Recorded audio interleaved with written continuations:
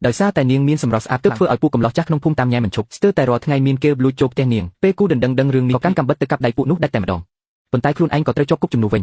ញតែនឹកស្មានមិនដល់ថាពេលនៅក្នុងគាត់បានប្រើសមត្ថភាពវិនិយោគដ៏អស្ចារ្យជួយមិត្តរួមគុកម្នាក់ហើយម្នាក់ទៀតឲ្យចេញពីគុករហូតក្លាយជាអ្នកមានអំណាចក្នុងពិភពពេលវេលាកន្លងផុតទៅ7ឆ្នាំគាត់ត្រូវបានដោះលែងមានអ្នកចំនួនធំរាប់រយនាក់មកទទួលស្វាគមន៍ប៉ុន្តែដើម្បីសាកល្បងចិត្តគូដណ្ដឹងដែលមិនបានជួបគ្នា7គាត់បានសម្រេចចិត្តលាក់ខ្លួនមកជួបនាងបែបសាមញ្ញអ្នកទាំងពីរបានអបគ្នាយ៉ាងគូដណ្ដឹងបាននាំគាត់ទៅភ្នូររបស់ឪពុកម្ដាយគាត់ទើបគាត់បានដឹងថាគូដណ្ដឹងមិនបានទៅសួរសុខទុក្ខគាត់ព្រោះតែត្រូវមើលថែឪពុកម្ដាយគាត់ដែលឈឺធ្ងន់បានរៀបចំពិធីបុណ្យសពជូនពួកគាត់ពេលដឹងការពិតគាត់មានអារម្មណ៍ខុសខ្លាំងណាស់ខណៈពេលដែលគាត់រៀបនឹងប្រាប់ពីអត្តសញ្ញាណពិតប្រាប់ទៅគូដណ្ដឹងស្រាប់តែត្រូវកាត់ផ្ដាច់ដោយសំឡេងទូរស័ព្ទអាឡូ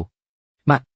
់យ៉ាវហេប្រញាប់មកញ៉ាំបាយល្ងាចជុំគ្នាបើថ្ងៃនេះមិនមកទេម៉ាក់លេងរាប់អានជាកូនស្រីហើយម៉ាក់ឆ្នាំនេះកូនអាចទៅលេងផ្ទះលោកតាបានហើយចាស់ពួកយើងនឹងទៅដល់ភ្លាមចិនខ្វាងពួកយើងសែនជូនពុកម៉ាក់រួចហើយបងទៅផ្ទះជាមួយអូនទៅផ្ទះលោកតាដើម្បីញ៉ាំបាយល្ងាចជុំគ្នាបាយល្ងាចជុំគ្នាហេមែនហើយថ្ងៃនេះជាថ្ងៃសែនចូលពុកម៉ាក់កំពុងរងចាំពួកយើងបងទៅផ្ទះជាមួយអូនទៅណាខ្ញុំទើបតែចេញពីគុកមកពិបាកធានាថាអ្នកដទៃមិនគិតអាក្រក់ពីខ្ញុំណាបើចង់ឲ្យអូនមានការប្រជែងផលប្រយោជន៍មិនមែនដើម្បីលេចធ្លោទេមិនសូវលាក់ខ្លួនបន្តទៀតទៅទទួលយកភាពសាមញ្ញរបស់បងដើម្បីសាកល្បងចិត្តគំនិតរបស់ពួកគេតោះទៅឈិនខ្វាងបងមិនចូលចិត្តអាវដែលអូនទិញឲ្យទេហេអូមិនមែនទេបងគ្រាន់តែសាំនឹងការស្លៀកពាក់បែបនេះវាស្រួលខ្លួនជាងចាំផុតចូលឆ្នាំហើយខ្ញុំបដូរថ្មីល្អទេមួយជីវិតនេះខ្ញុំលែងជាអ្នកប្រុសធំត្រកូលលូទៀតហើយស្លៀកពាក់រហែករហាមបែបនេះទើបមើលទៅគួរឲ្យអាណិតតោះទៅអូស៊ីស៊ីនថ្ងៃចូលឆ្នាំសោះមានមនុស្សក្រីក្រមកបង្កចំនួននៅត្រកូលលីនរបស់យើងផងសំណាងហើយដែលខ្ញុំមិនឲ្យគេវាបំបាក់ជើងឯងបងស្រីជីដូនមួយគាត់ជាប្តីរបស់ខ្ញុំលូឆឹងកងមើលចោះនេះមិនមែនជាអ្នកប្រុសធំតែធ្លាប់ស្លៀកតែខោអាវព្រេងលំដាប់ខ្ពស់ទេហីបិចក៏ឥឡូវសំបីតែខោអាវសំរុំមួយកំ pl ក៏គ្មានលុយទិញដែរកាលមុនត្រកូលលូរៀបចំឲ្យគាត់រដងមិនក្រោមរាប់លានយន់ទេមែនទេឥឡូវត្រកូលលូលីហើយក្នុងហោប៉ៃរបស់គាត់ខ្លាចថាសំបីតែប៉ុន្មានសិបយន់ក៏គ្មានផងដឹងខ្ញុំដឹងចិត្តគេច្បាស់ណាស់ចង់យកទំនាក់ទំនងចាស់មកគៀកកៅយកចិត្តត្រកូលលីនរបស់យើងមែនទេតោះទៅពិតមែនហើយពេលមានលុយនិយាយអីក៏ត្រូវដល់ពេលធ្លាក់ខ្លួនសំបីតែពុកម្ដាយក៏មើលងាយដែរត្រកូលលីនមានកូន3នាក់អ៊ំប្រុសធំតែងតែប៉ងប្រាថ្នារោងចក្រចរភាគខាងកើតរបស់ម៉ាក់បងស្រីជីដូនមួយមានចិត្តគំនិតដូចប៉ារបស់គាត់ធម្មជាតិតែរមែងមិនស្វាគមន៍ខ្វល់ពីគាត់អីទៅរកពុកម៉ែសិនទៅណែលិខិតអញ្ជើញហឺយ៉ាវឯងស្គាល់ច្បាប់ទម្លាប់ខ្លះទេថ្ងៃនេះជាកម្មវិធីជួបជុំចូលឆ្នាំរបស់ត្រកូលលីនមិនក៏ឯងនាំមនុស្សគ្រប់ប្រភេទចូលមកក្នុងផ្ទះបែបនេះឆឹងកងគាត់គ្មានលិខិតអញ្ជើញតែគាត់ជាគូដណ្ដឹងរបស់ខ្ញុំហើយកាលមុនគាត់ក៏ធ្លាប់មកដែរតើអូលូឆឹងកងអីចឹងរឹតតែចូលមិនបានហេតុអ្វីនៅមានហេតុផលអីទៀតកាលមុនលិខិតអញ្ជើញដែលអ្នកប្រុសធំលូតទួលបានក៏ដូចភ្នំទៅហើយមិនក៏ឥឡូវក្រាស់មុខមកសុំចូលរួមកម្មវិធីត្រកូលលីនយើងដែរកាលមុនត្រកូលលូរុងរឿងទើបគ្រប់គ្នាមើលតម្លៃគេឥឡូវត្រកូលលូលីបាត់អស់ហើយគេក៏ដូចជាឆ្កែគ្មានម្ចាស់ម្នាក់តើអាចមានអ្នកណាផ្ញើលិខិតអញ្ជើញឲ្យគេទៅបងស្រីឆឹងកងជាប្តីរបស់ខ្ញុំពួកយើងសុទ្ធតែជាសាច់ញាតិហេតុអីត្រូវនិយាយស្ដីពិបាកស្ដាប់ម្លេះមានរឿងអីហ្នឹងពូធំពូមកតន់ពេលល្អណាស់អាលូឈុងនៅតែគិតថាខ្លួនឯងជាអ្នកប្រុសត្រកូលលូដូចមន្ទីរត្រកូលល្បីល្បាញបែបនេះមិនមែនចេះតែចង់ចូលក៏ចូលបាននោះទេសូម្បីតែធៀបអញ្ជើញក៏គ្មានផងប៉ាដឹងដល់ដៃគូសហការនៅជាងឆឹងតើគ្រូសាយើងទុកមុខមាត់នៅណាស្អីគេអញចេញពីគុកតាំងពីពេលណាពិតមែនហើយឪពុក្មេកម្នាក់នេះក៏គិតថាខ្ញុំមិនសមនឹងកូនស្រីគាត់ដែរគាត់គិតថាខ្ញុំមិនសមនឹងកូនស្រីគាត់ទេ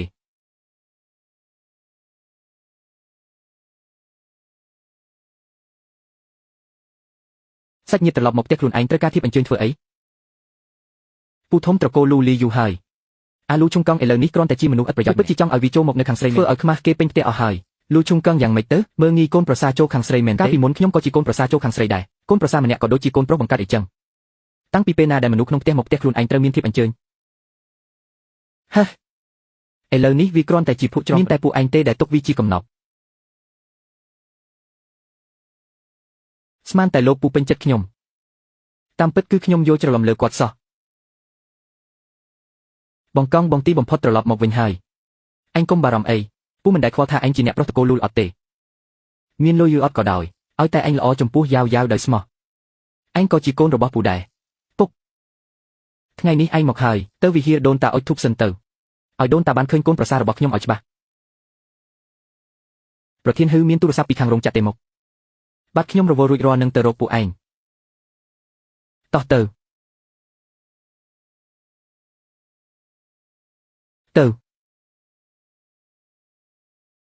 ប្រញាប់ទៅយ៉ាវម្នាក់នៅក្បែរឯងនោះគឺលូឆុងកង់មែនទេអ៊ំធំខ្ញុំនាំឆុងកង់មកសំពះដូនតាអ៊ំធំអញនៅតែគិតថាខ្លួនឯងជាអ្នកប្រុសត្រកូលលូទៀតមែនទេចេញពីវិហារដូនតាទៅអ៊ំធំកាលពីមុនអ៊ំចូលចិត្តឆុងកង់ខ្លាំងណាស់តើកាលពីមុនត្រកូលលូអស្ចារ្យណាស់សូម្បីតែខ្មោចឆៅក៏ចាត់ទុកអ្នកប្រុសលូជាភ្ញៀវគិតយូរដែរតែឥឡូវគ្រួសារលោកសៃថនហើយឯងគ្មានសិទ្ធិចូលទៅក្នុងទេយ៉ាវពួកឯងនៅទីនេះតើអ្នកណាឲ្យឯងនាំគេមកអុជធូបចង់វាត្រឡប់ទៅវិញទៅឥឡូវឋានៈធ្លាក់ចុះហើយខ្ញុំក៏ដូចគ្នាដែរបែបហ្នឹងក៏ដូចអ្នកដទៃដែរត្រូវគេដេញចេញពីវិហារដូនតាម៉ាក់ស្គាល់វិន័យខ្លះទេយកធូបតូចបែបនេះមកអុជឲ្យអ្នកណាថ្ងៃនេះកូននឹងឆុងខ្វាងគួរតែអុជធូបធំប្រញាប់ទទួលយកទៅប្រញាប់ទៅពួកយើងស្ដាប់តាមម៉ាក់ទៅអរគុណអ្នកមីងលីនៅហៅអ្នកមីងលីទៀតកូនគួរតែហៅថាម៉ាក់ដឹងទេម៉ាក់ខ្ញុំរងចាំពាក្យថាម៉ាក់នេះអស់រយៈពេល7ឆ្នាំហើយម៉ាក់ដឹងទេប្រញាប់ទៅប្អូនស្រីទី2លូថងខ្វាងមិនមែនជាអ្នកប្រុសលូដូចពីមុនទៀតទេគេមានសិទ្ធិអីមកអុជធូបដូនតារបស់គ្រួសារលីងយើងបងធំថងខ្វាងជាកូនប្រសាររបស់ខ្ញុំគឺមានសិទ្ធិអុជធូបដូនតាហើយកុំគិតតែពីអែបអបពេលគេមានអំណាចដល់ពេលគេខ្សែធនក៏មើងងាយគេបែបនេះមិនត្រូវទេ7ឆ្នាំនេះគ្រួសារលោកសៃធនឪពុកម្ដាយចែកឋានខ្ញុំរងការមើងងាយគ្រប់បែបយ៉ាងមានតែគ្រួសារម្ដាយក្មេកទេដែលល្អចំពោះខ្ញុំពិតប្រាកដគុណធម៌នេះខ្ញុំលូឆុងខ្វាងនឹងចងចាំទុកសង្ឃឹមថាប្អូនស្រីទី2នឹងមិនស្ដាយក្រោយប្រញាប់ទៅ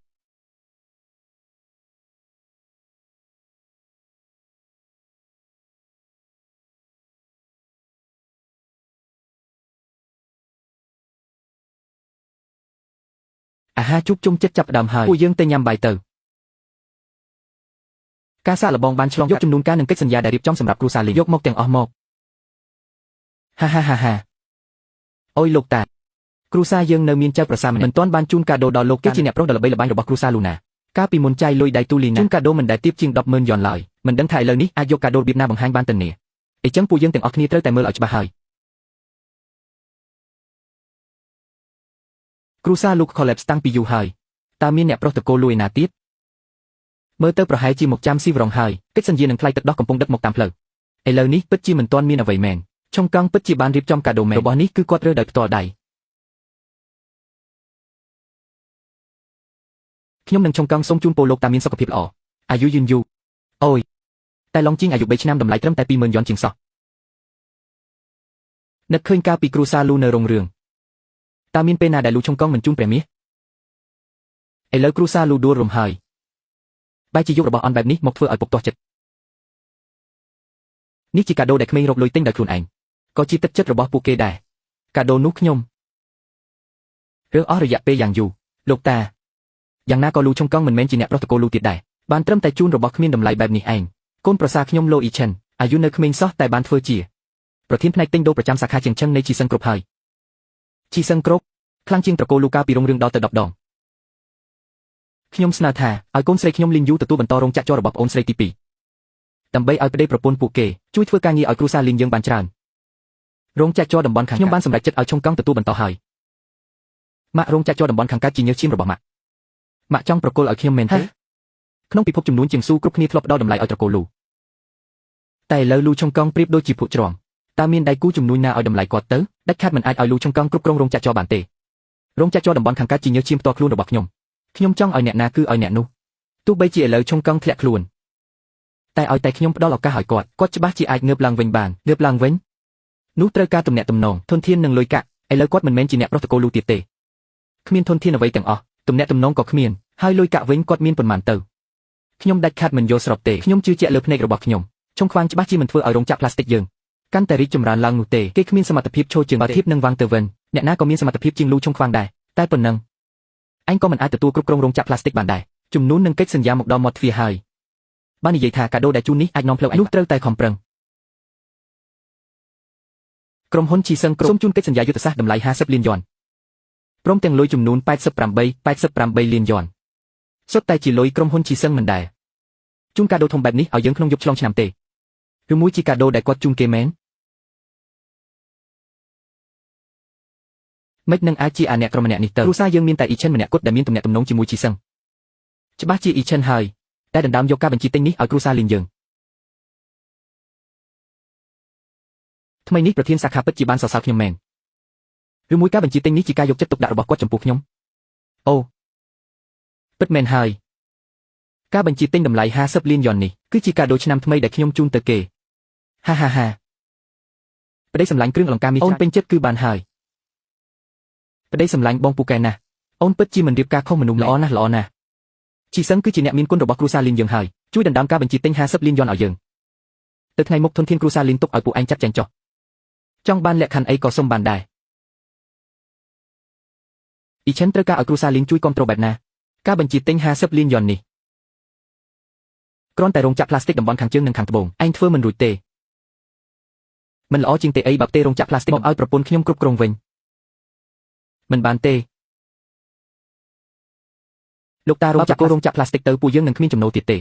បើបងនិយាយពីខាងរោងចក្រផ្លាស្ទិកពួកយើងគឺគ្មានចំណូលអ្វីទាំងអស់គឺតែយ៉ាងបិទមាត់ទៅ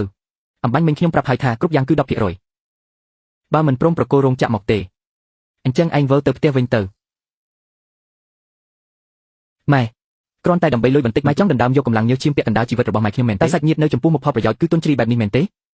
ទីនេះមានចំណែកឯងនិយាយដែរមែនទេឯងពិតជាគិតថាខ្លួនឯងនៅតែជាអ្នកមានអំណាចជាអ្នកប្រុសធំត្រកូលលូទៀតមែនឥឡូវនេះគ្រាន់តែជាមនុស្សអត់ការងារធ្វើដែលសំបីតែការងារក៏ត្រូវសុំម្ដាយក្មេកជួយនិយាយដែរឯងក៏កុំគិតថាបងប្រុសធំដាច់ធម៌មេត្តាអីឲ្យតែឯងខំប្រឹងធ្វើការនៅពេលនេះខ្ញុំនឹងមានចិត្តមេត្តាផ្ដល់ប្រាក់ខែឲ្យគ្រួសារឯងម្នាក់3សែនយ៉នក្នុងមួយខែលូចុងខាងឯងនេះហើយឬនៅប្រញាប់ទៅចុះហត្ថលេខាយកលុយ3សែនយ៉ននឹងទៅបើខាងលក់ចាប់ហួយតូចមិនប្រកាសទេប្រហែលជាអាចស្ដារគេឈ្មោះចំនួនត្រកូលលូរបស់ឯងឡើងវិញក៏ថាតែបើពួកឯងនៅតែបង្ខំឲ្យម៉ែខ្ញុំប្រកល់រោងចក្រមកអញ្ចឹងកិច្ចសន្យានេះនឹងមិនមែនជារបស់ត្រកូលលីនទៀតទេកូនប្រសាររបស់ពួកគេលីវីឥឡូវនេះជាប្រធានផ្នែកលទ្ធកម្មរបស់ក្រុមហ៊ុនឈីនសិនគ្រប់ហើយនេះវាហួសហេតុពេកហើយពួកគេច្បាស់ជាកំពុងធ្វើបាបម៉ែហើយមែនទេគ្រាន់តែជាប្រធានផ្នែកលទ្ធកម្មសាខាក្រុមហ៊ុនមានសម្រាប់ចិត្តលើកិច្ចសន្យាតម្លៃជាង8 លានយ៉នភ្លាមផងកិច្ចសន្យានេះគឺខ្ញុំជាអ្នកផ្ដល់ឲ្យគ្រូសាអ្នកតើវាដឹងដោយរបៀបណាថាទំហំអំណាចសម្រាប់ចិត្តរបស់ខ្ញុំគឺ8 លានយ៉នឯងជាអ្នកផ្ដល់ឲ្យហាស់លូចុងខាងពីមុនឯងជាអ្នកប្រុសតកូលលូពិតមែនតែបើប្រៀបធៀបនឹងក្រុមហ៊ុនឈីនសិនឯងគ្មានតម្លៃស្មើអាចដីផងនិយាយទៅផ្អែកលើឯងនាពេលបច្ចុប្បន្ននេះសូម្បីតែការងារក៏ត្រូវសុំឲ្យម្ដាយក្មេកជួយនិយាយដែរតើឯងមានហេតុផលអីមកនិយាយថាកិច្ចសន្យានេះឯងជាអ្នកផ្ដល់ឲ្យបងថ្លៃកុំធ្វើឲ្យលោកតាកំហឹងខ្លាំងទៀតអីកុំធ្វើឲ្យពុកម៉ែពិបាកចិត្តទៀតអីមែនទេទ្រាំមិនបានទេបងធំបើខ្ញុំចុះហត្ថលេខាលើកិច្ចព្រមព្រៀងនេះតើបងនឹងផ្ដល់ប្រាក់ខែឲ្យពួកយើង3សែនយ៉នរាល់ខែមែនទេសូម្បីតែ3សែនយ៉នក៏មិនចង់បានដែរមែនទេ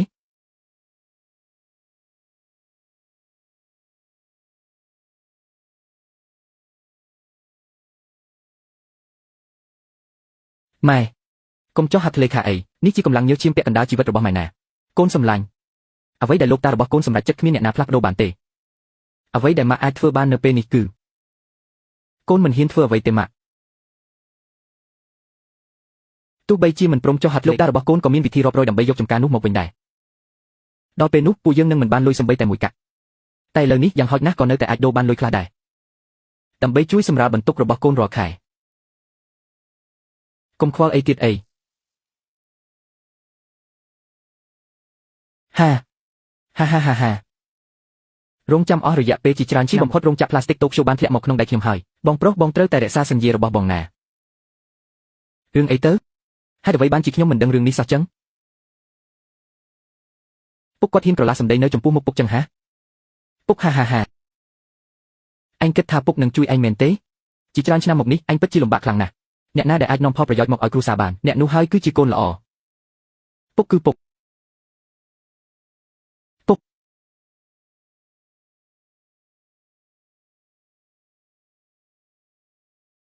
ល្អខ្លាំងណាស់តើ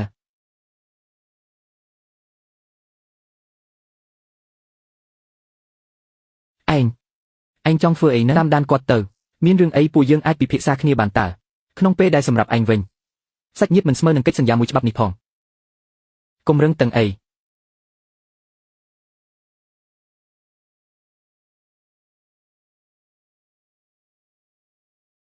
កុំបោះចោលអីណាពួកឯងទាំងអស់គ្នាចេញទៅឲ្យអស់ទៅចិនឯងឈួតហើយមែនទេ អញគិតថាគ្រូសាលីវេលើនេះនៅតែមានវាសនាដោយការពី7ថ្ងៃជាពេលដែលត្រូវតស៊ូជាមួយស្ទើរឥឡូវនេះអញគ្រាន់តែជាមនុស្សឥតប្រយោជន៍ម្នាក់ប៉ុណ្ណោះអញហ៊ានបំផ្លាញគ្រាប់វ៉ាណាត់តម្លៃ50លានយ៉នរបស់ខ្ញុំផងហាខ្ញុំនឹងធ្វើឲ្យអញជាប់គុកអស់មួយជីវិតអញកុំអារំជើបរំជួលគាត់ជាអ្នកខុសរាល់ការខូចខាតទាំងអស់ខ្ញុំអាចសងជំនួសបានទោះបីជាគាត់លក់គ្រួសារអញទាំងមូលក៏សងមិនគ្រប់ដែរបើពួកឯងគ្មានលុយសងទេខ្ញុំនឹងឲ្យគាត់ដេកគុកឲ្យលួចខ្លួនតែម្ដងខ្ញុំសងឲ្យតែពួកអ្នកមិនប្តឹងផ្ដោគាត់ទៀតខ្ញុំសុខចិត្តយកទ្រព្យសម្បត្តិទាំងអស់ដែលមានក្រោមឈ្មោះមកសងឲ្យពួកអ្នកទាំងអស់គ្នាបើមិនចង់ធ្វើក៏បានដែរអញ្ចឹងពួកឯងត្រូវលុបជង្គង់សំពាធ3ដងក្នុងមួយជាន់កូនមិនបាច់ទៅអង្វរពួកគេទេរឿងទាំងនេះម៉ែអាចនិយាយដោយខ្លួនឯងបានកូនសម្លាញ់ម៉ែយល់ព្រមកូនយល់ទេកូននឹងយ៉ាវសុទ្ធតែជាកូនល្អទោះបីជាមានរឿងអ្វីកើតឡើងមេឃក៏មិនរលំដែរម៉ែស៊ូយៀនមិនអាចលុបជង្គង់សង្លុយបានទេពួកឯងធ្វើបាបគេហួសហេតុពេកហើយខ្ញុំគឺជាសៀនពិតជាគ្មានសមត្ថភាពមែនតែថ្ងៃនេះគ្មាននរណាអាចបង្ខំឲ្យពួកគេលុបជង្គង់បានទេម៉ែពួកយើងមិនខ្វល់ទៀតទេយ៉ាងហោចណាស់ពួកយើងកាត់កាលគ្នាទៅម៉ែ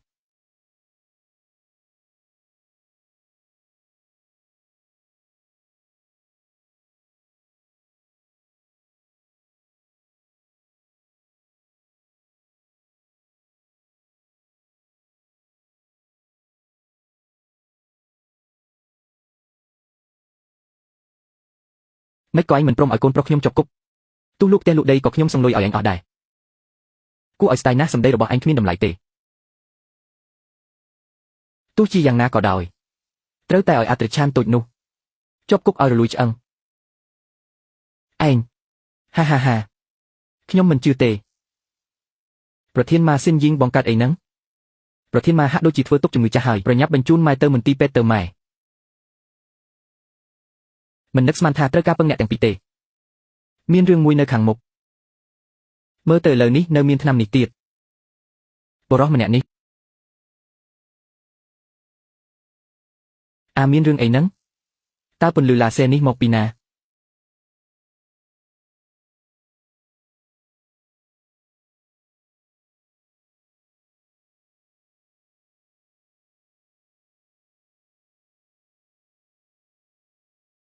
ចុចខាងក្រោមដើម្បីទស្សនាភាពពេញចុចខាងក្រោមដើម្បីទស្សនាភាពពេញ